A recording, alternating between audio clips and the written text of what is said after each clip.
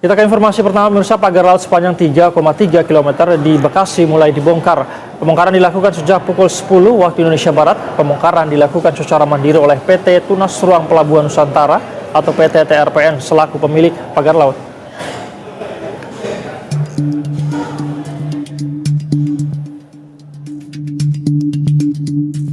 PT TRPN mengerahkan satu alat berat eskavator untuk membongkar pagar laut dekat area reklamasi yang telah disegel Kementerian Kelautan dan Perikanan. Pembongkaran dilakukan sejak pukul 10 pagi tadi hingga siang ini. Sudah 500 meter pagar laut yang berhasil dibongkar.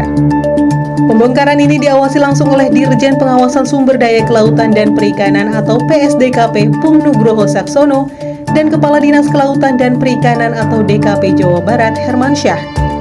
PSDKP menjelaskan pembongkaran mandiri ini merupakan salah satu sanksi administratif yang dijatuhkan kepada PT TRPN. Dengan peristiwa ini paham bahwa ini keliru.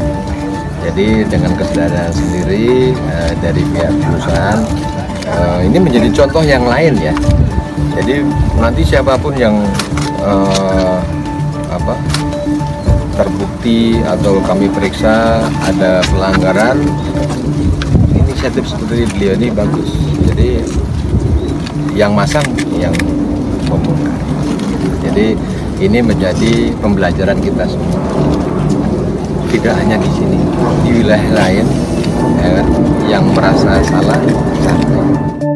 Sementara itu, kuasa hukum PT TRPN Deoli Payumara membantah perusahaan memiliki HGB karena perusahaan tersebut bergerak di bidang pengelolaan pelabuhan dan perikanan.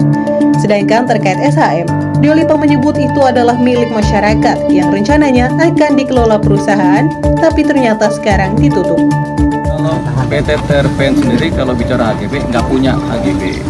Jadi TRPN ini adalah perusahaan yang bergerak di bidang pengelolaan pelabuhan perikanan dan termasuk juga usaha-usaha perikanan. Jadi kalau tanya HGB, jawabannya adalah kami tidak punya, PT TRPN tidak punya.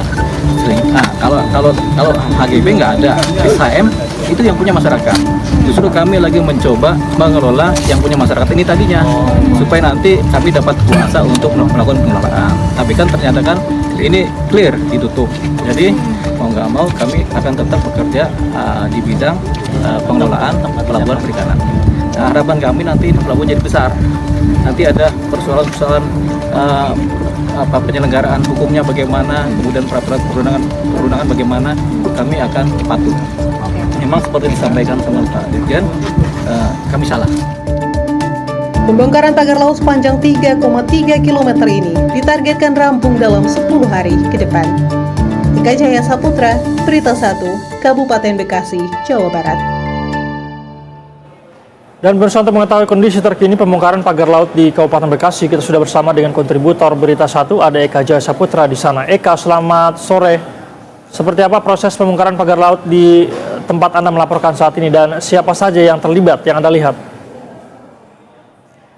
Baik Said dan pemirsa di rumah, bisa saya kabarkan sore ini saya berdiri tepatnya di TPI Paljaya, Desa Segara Jaya, Tarumajaya, Kabupaten Bekasi. Tepatnya di mana di sini lokasi dari pagar laut milik PT Tunas Ruang Pelabuhan Nusantara berada.